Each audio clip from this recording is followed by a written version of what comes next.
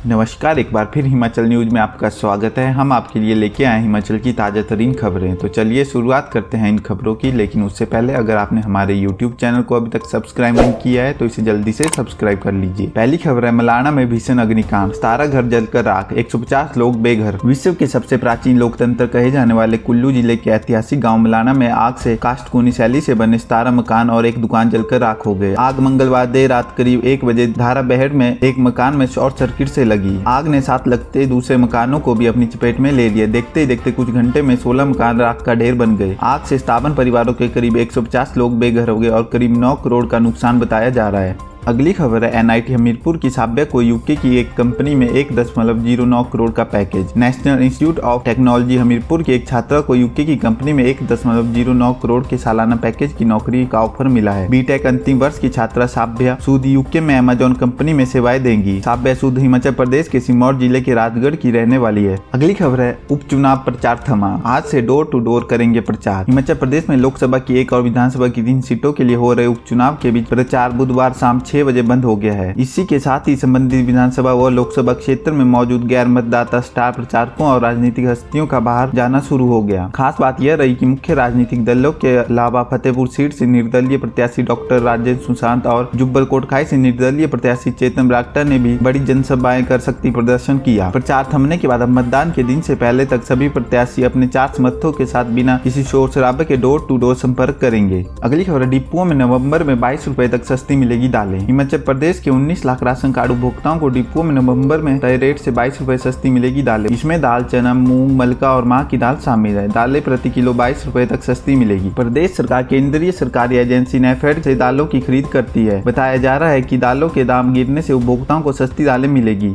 अगली खबर है, हिमाचल प्रदेश में 79 विद्यार्थियों, 4 रेजिडेंट डॉक्टर्स में 240 लोग कोरोना पॉजिटिव। प्रदेश में बुधवार को सरकारी स्कूलों में पढ़ने वाले 79 विद्यार्थियों और इंदिरा गांधी मेडिकल कॉलेज अस्पताल शिमला के 4 रेजिडेंट डॉक्टर्स में 240 लोग कोरोना पॉजिटिव पाए गए हैं। इसके अलावा कांगड़ा में 34 वर्षीय महिला और शिमला में 90 वर्षीय बुजुर्ग महिला ने संक्रमण से दम तोड़ा। बुधवार को सबसे अधिक 55 कोरोना संक्रमित विद्यार्थी कांगड़ा जिले में सामने आए। इसके अलावा ऊना में 10, मंडी में 7, हमीरपुर में 3, बिलासपुर में 2, शिमला में 2 विद्यार्थी संक्रमित हुए। प्रदेश में 27 सितंबर से विद्यार्थियों के लिए स्कूल खुले। सरकारी स्कूलों में अभी तक 321 विद्यार्थी संक्रमित हो चुके हैं। इसमें से 285 अभी भी एक्टिव केस हैं। अगली खबर है, शाहनर के SDO के साथ मंत्री विक्रम के PSO की मारपीट का ऑडियो वायरल। संसारपुर टेरेस विश्राम गृह में मंगलवार रात शाहनर के SDO संजय भारद्वाज से उद्योग मंत्री विक्रम ठाकुर के PSO और कुछ अन्य लोगों के मारपीट और गाली गलौज का ऑडियो वायरल हुआ है। SDO ने फतेहपुर से उपचुनाव लड़ रहे पूर्व सांसद राजेंद्र सुशांत को इस बारे में बताया। उधर SP कांगड़ा डॉक्टर खुशहाल चंद शर्मा ने बताया कि अज्ञात लोगों के खिलाफ शिकायत मिलने पर मामला दर्ज कर जांच शुरू कर दी गई है।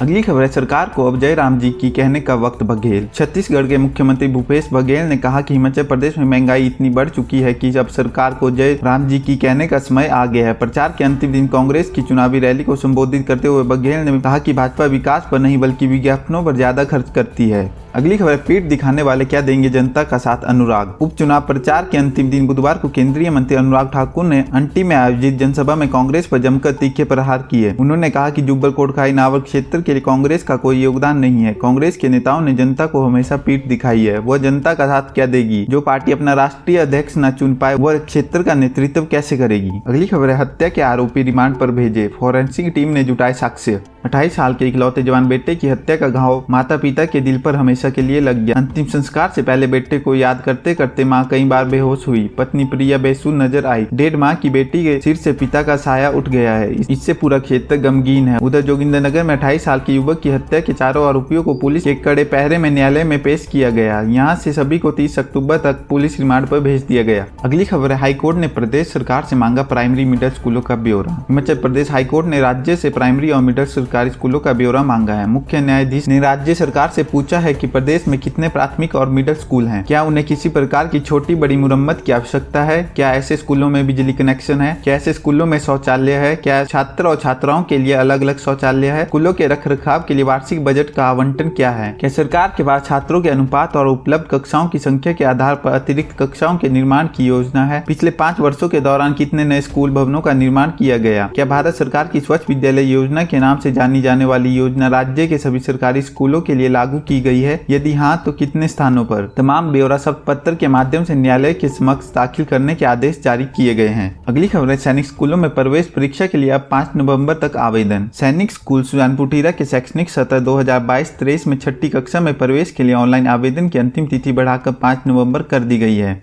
अगली खबर है, दिवाली पर 212 अतिरिक्त बसें चलाएगा एचआरटीसी। हिमाचल पथ परिवहन निगम दिवाली के चलते बाहरी राज्यों से हिमाचल और राज्य से बाहरी राज्यों के लिए स्पेशल बसें चला रहा है। बसें 2 और 3 नवंबर को चलाई जाएंगी। 212 बसें चलाने का फैसला लिया गया है। इसके अलावा प्रदेश के भीतर भी स्पेशल बसें चलाई जाएगी। निगम प्रबंधन ने इसका शेड्यूल तैयार कर लिया है। अगली खबर है, चंबा के जेबीटी युद्धवीर को मिला राष्ट्रीय नवाचारी शिक्षक पुरस्कार। शिक्षा खंड सुंडला के तहत राजकीय प्राथमिक पाठशाला अनोगा में कार्यरत शिक्षक युद्धवीर टंडन को राष्ट्रीय नवाचारी शिक्षक पुरस्कार मिला है। कोरोना काल में युद्धवीर के बेहतरीन कार्यों के लिए नवाचारी गतिविधियां समूह छत्तीसगढ़ की ओर से आयोजित 3 दिवसीय राष्ट्रीय शैक्षिक वेबिनार में उन्हें राष्ट्रीय नवाचारी शिक्षक पुरस्कार 2021 से सम्मानित किया गया।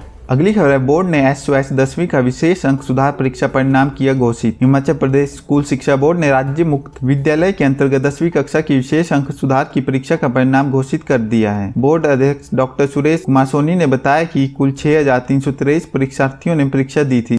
अगली खबर है, विजिलेंस ने लिया आरोपी शिक्षकों के बयान, कोर्ट में पेश होगा चालान। फर्जी डिग्री के सहारे प्रदेश शिक्षा विभाग में सेवाएं दे रहे एक स्कूल प्रिंसिपल्स में 17 शिक्षकों पर विजिलेंस ने शिकंजा कस दिया है। एक सप्ताह बिहार की मगध यूनिवर्सिटी में जांच के बाद हमीरपुर लौटी विजिलेंस टीम ने आरोपियों को अपना पक्ष रखने के लिए एक कर विजिलेंस थाना बुलाया था। आरोपी शिक्षकों के बयान कलमबद्ध किए। विजिलेंस ने अब इनके खिलाफ न्यायालय में चालान पेश करने की तैयारी कर ली है, इसलिए शिक्षा विभाग से अब योजना की मंजूरी मांगी गई है। अगली खबर है, कैप्टन की पार्टी का ऐलान, पंजाब की सभी सीटों पर लड़ेंगे चुनाव। पंजाब के पूर्व मुख्यमंत्री कैप्टन अमरिंदर सिंह ने बुधवार को अपनी राजनीतिक पार्टी की घोषणा कर दी है। उन्होंने कहा कि नई पार्टी पंजाब विधानसभा चुनाव में सभी 117 सीटों पर चुनाव लड़ेगी। मीडिया कर्मियों से बात करते हुए कैप्टन ने दावा किया कि कांग्रेस के कई कार्यकर्ता उनके दल में शामिल होने जा रहे हैं। अगली खबर है, नीरज, अवनी व सुमित सहित 11 बनेंगे खेल रत्न। टोक्यो ओलंपिक में एथलेटिक्स में देश को पहला स्वर्ण पदक दिलाने वाले star javelin thrower Neeraj Chopra सहित 11 खिलाड़ियों को देश के सर्वोच्च खेल पुरस्कार खेल रत्न से सम्मानित किया जाएगा। अगली खबर है, पेट्रोल डीजल के बाद सिलेंडर भी हो सकता है महंगा। दिवाली पर एक बार फिर महंगाई का बम फूट सकता है। सूत्रों के अनुसार रसोई गैस सिलेंडर के दाम अगले हफ्ते तक बढ़ सकते हैं। इस बीच 2 दिन के अंतराल के बाद बुधवार को पेट्रोल डीजल की कीमतों में 35 पैसे की वृद्धि दर्ज की गई। तो ये थी आज के दिन की कुछ महत्वपूर्ण खबरें। अगर आपको हमारी वीडियो अच्छी लगी हो तो इसे लाइक कीजिए, कमेंट कीजिए और शेयर कीजिए। साथ ही हमारे YouTube चैनल को जरूर सब्सक्राइब कीजिए। धन्यवाद।